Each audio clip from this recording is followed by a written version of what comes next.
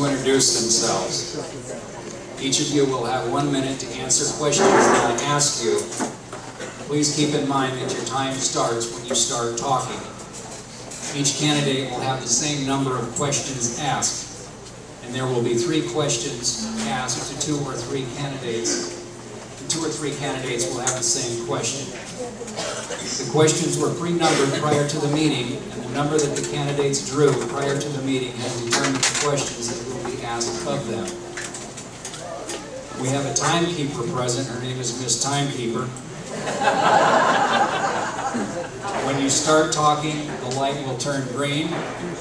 When you have 15 seconds left, the light will turn yellow. And when the light turns red, we would please ask that you would stop talking. I will state your name for every question that's asked so that those listening on this radio will know who you are. Depending on the time when we're done, you may have anywhere from 1 to 2 minutes for a closing statement.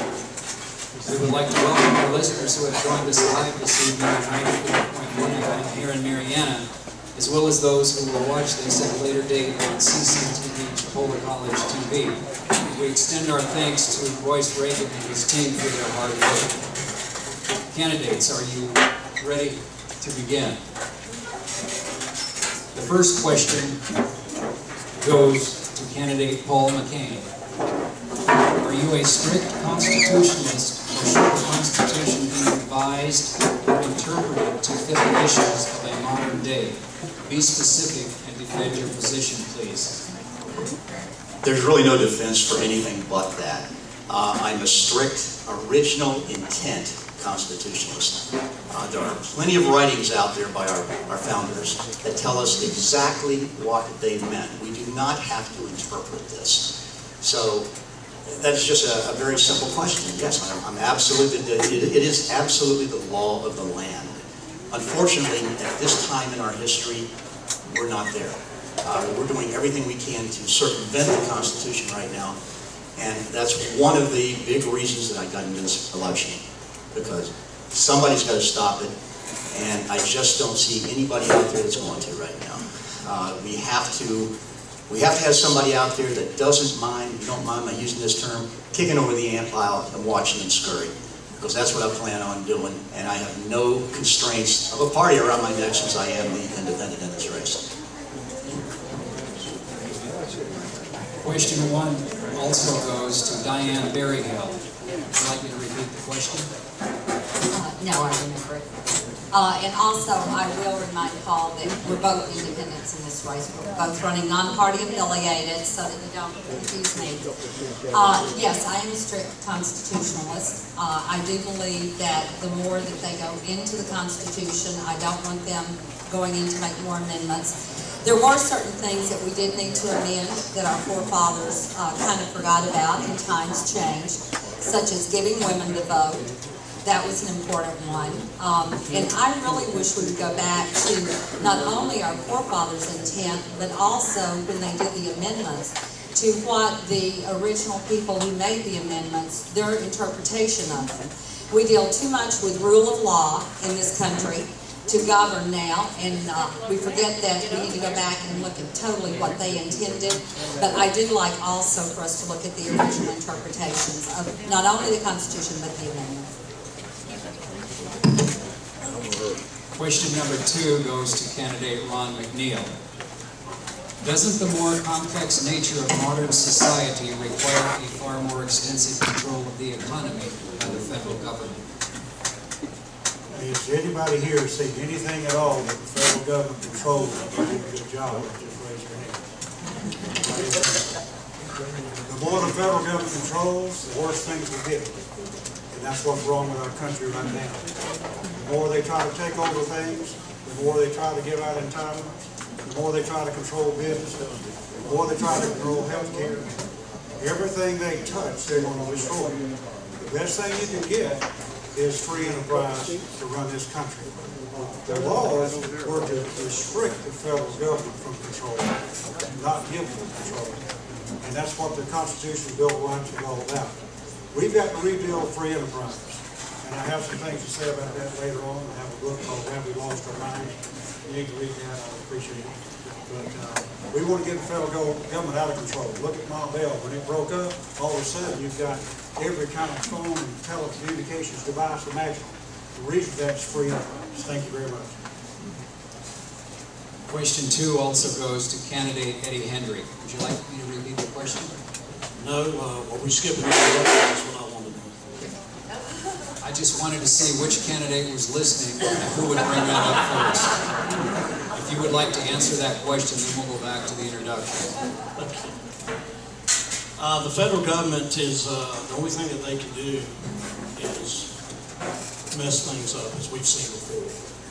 I'll give you a prime example. The health care bill that's went through right now has nothing to do with governmental help. All it does is put a situation out there where there's more power for the federal government. There's no way the federal government can run a health care plan when they're already doing $150 billion in wasting fraud in health care and Medicare and Medicaid right now. The Constitution stipulates federalism. That means that the powers of the federal government are few and well-defined. Immigration, national security, carrying relations on with other countries, and coining money with something to back it up. Everything else is supposed to be down on the state and local level where your representatives know your needs better than a congresswoman in San Francisco, California. And that's why they set up this federalist system. And that's why the federal government needs to stay out of these things. Thank you. Now we will go back to our candidate introductions. I apologize. Paul McCain. Okay. Well, part of my introduction was the first question. I am an original intent constitutionalist. I'm also the independent. And being so, I offer a lot. A lot of it I won't be able to go into here, but one of the things I do offer is I offer a definite way to beat whatever Democrat comes out of this primary. Hopefully we'll get into that later tonight. But also, I just want to let you know that the reason I got into this was because I have 3 children of my own. And I could not look them in the face 10 years from now when they're working and they're paying off this ungodly debt that we're accumulating right now. And everybody in this room, I'm sorry, we're all to blame for this. We allowed this to happen. So I got fed up to the point where I had to say, okay, enough is enough. And I just got about this much more fed up than you and decided to stand up here and do something about it. So I'm hoping you're going to be the next ones out there. Somebody's going to step up and do the same thing. Thanks.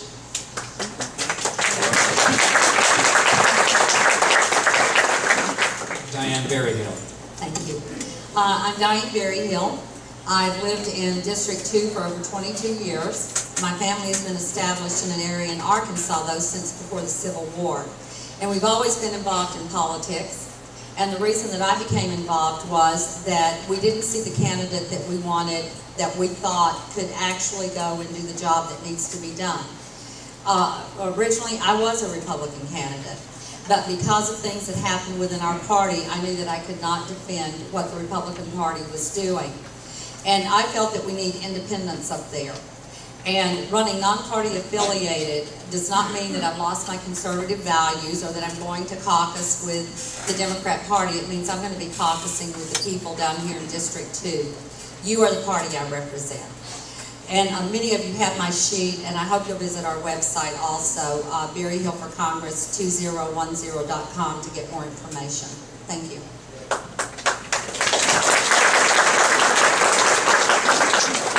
Ron McNeil. All right, I was told by my sisters, don't ever embarrass the moderator, so I wasn't going to say it.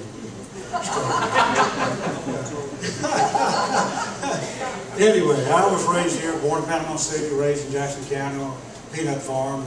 We had peanut rows so long that you could hardly see the tree line at the end of it.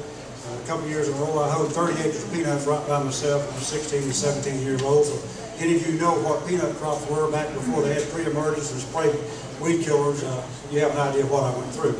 I was raised with a hoe in one hand and a chainsaw in the other. Grew up playing basketball here for Chipola. We finished 4th in the nation.